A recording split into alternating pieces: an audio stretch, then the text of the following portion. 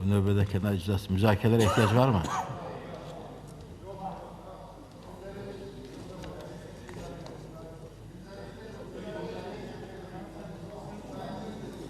Sənin sözün olmayan vaxt olur, vay Zahid.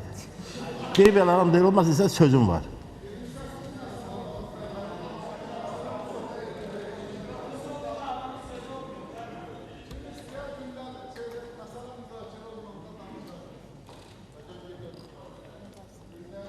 Keçirik gündəlik məsələsinə. Gündəliyin birinci məsələsi. Kənd təsərrüfatı kooperasiyası haqqında qanun layihəsi var idi. 3-cü oxunur. Məsələ üzrə. Zahid Oruc. Ona görə də mən hesab edirəm ki, İran, Ermənistan və Azərbaycan arasında bərabərlik işarəsi qoymamalıdır. Və biz bu sazişləri təbii ki, müdafiə edəcəyik, onu ratifikasiya edəcək parlament. Amma Azərbaycan tərəfindən, parlamentdən, digər qurumlardan olan mesajları, çağırışları İran siyasi elitası, dini elitası nəzərə almalıdır, qəbul eləməlidir. Bir daha söyləyirəm, Azərbaycan tərəfindən bu dövr ərzində yalnız İrana münasibətdə dostluq özünü göstəribdir. İran bunun əksini edəcəksə, düşünürəm ki, bu bölgədə İranın özünün ziyanlı olacaq. Mən bunu söyləmək istədim, amma sənə... Necəsə mənim sözümü yenə kəsdi. Mən dedim, bu sazişlərdir. Sən sazişdən bir kəlmə danışmadın. İkinci, hər yazılan yazıya da inanma. Azərbaycan dövlətdə var, dövlətdə istəyir, hamı da baxır. Hər yazılan yazıya da inanmayın. Mən inanmıram ki, Ruhani İrandan səfərdəsin. Sən inanmırsın yazı. Xahiş edirəm, çıxış edənlər yalnız saziş ətrafında. Fazil Mustafa. Oktay müəllim, siz çox doğru qeyd edirsiniz ki, mövzu ilə əlaqədar biz danışmalıyıq. Amma parlament tribunasından bu kimi məsələlərin səsləndirilməsi bizim özümüzə də vacibdir.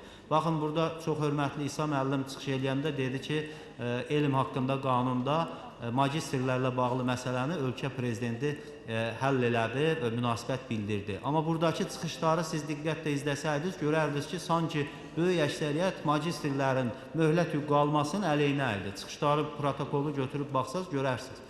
Və o, bu deməkdir ki, yaxşı ki, uzaq görən ölkənin bir prezidenti var, aydın düşünən, problemləri görən və təhsilin mahiyyətini dərindən bilən prezidenti var.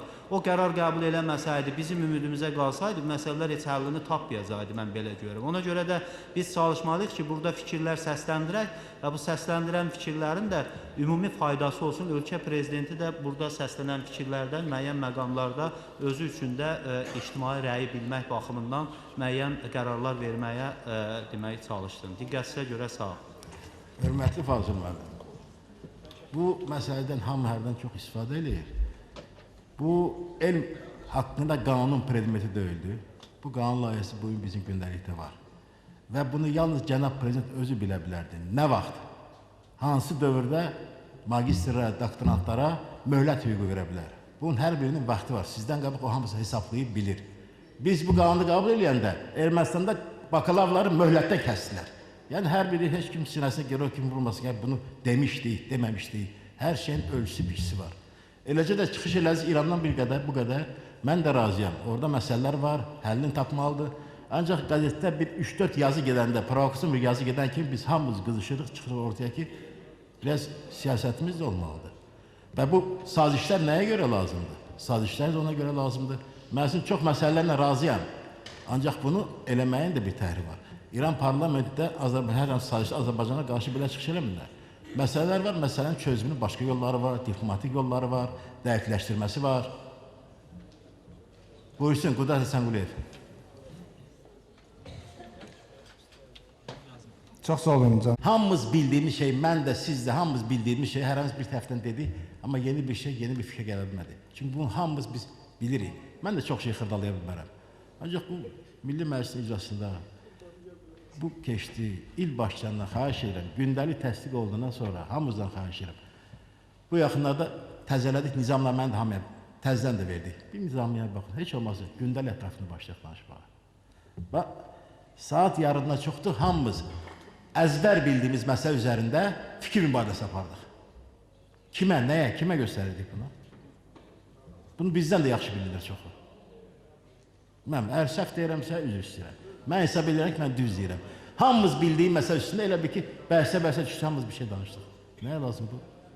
Burada insanların torpağı məsələsi gedir. Və eyni zamanda əgər biz istəyiriksə ki, bu günləri bu sistem gedib, cənab prezident tərəfindən asan xidmətləri yaranır. Burada heç problem yoxdur. Bu səlahiyyəti vermək olar asan xidmətlə. Onların səyyar məntəqələri var, xüsusi avtobusları var. Ayda bir dəfə gedərlər, necə ki, bu günləri həmən kəndlərdə gedib özəlləşmə proseslərini aparırlar. Gedərlər ora, ayda bir dəfə bu sənədləri imzalatdırıb gəlirlər. Ona görə mən düşünürəm ki, bu həmən o məsələlərdəndir ki, yenə qayıda bilər və mən çox xahiş edirəm ki, buna çox diqqətlə baxaq. Çünki burada artıq xüsusi mülkiyyət məsələsi var, kənd təsərrüfat təyin torpaq məsələsi var və məsuliyyət məsələsi var. Yəni, dövlət mütləq şəkildə o məsuliyyətini orada hiss etdirilməlidir. Təşəkkür edirəm diqqətinizə görə. Fuad müəllim, hardan seçilmişsiniz? Bir sual vermək istəyirəm sizə. Hansı dairədən seçilmişsiniz? Saytında var. Hə? Milli Məclis saytında var, siz də yəqin bilirsiniz. Milli Məclisin saytında var, lap yaxşı, demək istəmirsiniz. Siz əgər verişdən, yaxud yardımlının dağ kəndindən seçilsəydiniz, belə danışmazsınız. Problem var ki, bu məsələ qoyulub da. Olmasa qoyulmaz axı. Siz ümumiyyətlə bu qanun layihəsini oxumamışsınız. Oxusaydınız, belə danışmazsınız. Xahiş edirəm, münasibət bildirin qanun layihəsini.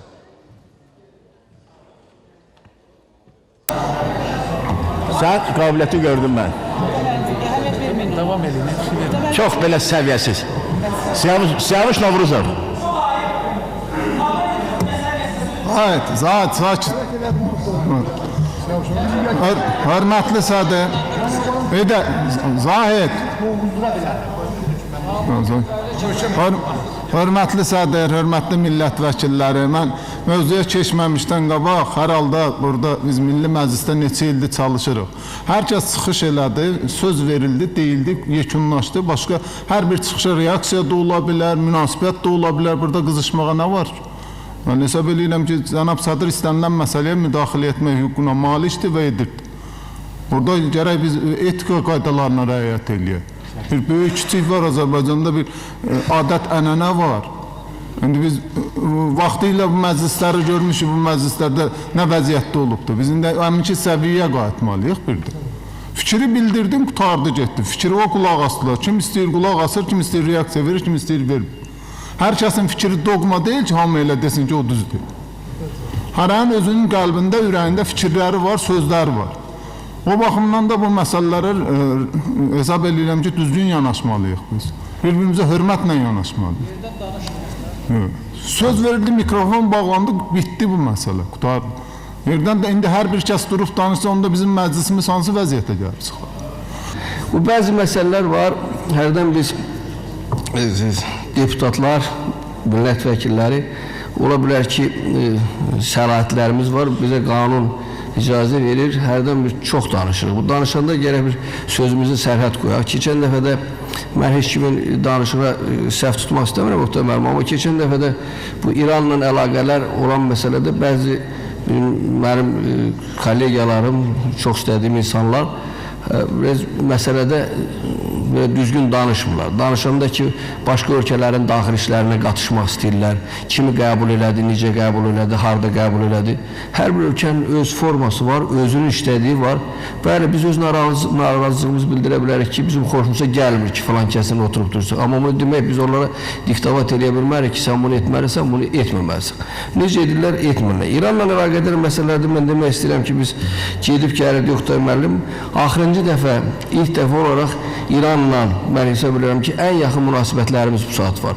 Biz bu saat İranla iqtisadiyyatımızı qurmaq istəyirik. İranla əlaqədar olaraq Azərbaycanın üzərindən keçən yüklərin iqtisadi dəyərlərini hesablasaq, bu milyonlarla, milyardlarla ola biləcək bir şeydir. Əgər biz bunları başa düşə-düşə, hər dəfə bir ocağa nəsə biraz neft atmaq istəyiriksə, bu lazım deyil. Cənab Prezidentin səfərində ilk dəfə idi ki, İranla Azərbaycan arasında 12 dənə sənəd imzalandı. Bu sənədlər ilk dəfə idi ki, Azərbaycanın o Xudafərin ətrafındakı torpaqların işğal olunduğunu təsdiq etdilər. Bundan böyük nailiyyətlər nə lazımdır? Bunlar ilk dəfədir ki, bizə imkan verirlər ki, biz keçirik, yollarımızı tikməyə başlamışıq, əlaqələrimizi qurmaq. Yəni, istədiyim bu şeylərdir və Zahidə də çox böyük hörmətim var. İstəyirəm ki, o sözünü də götürsün, əgər mənim sözümü eşidəcəksə, o yazısına və səs verək, qanunu qəbul edək. Sağ olun, təşəkkür edirəm.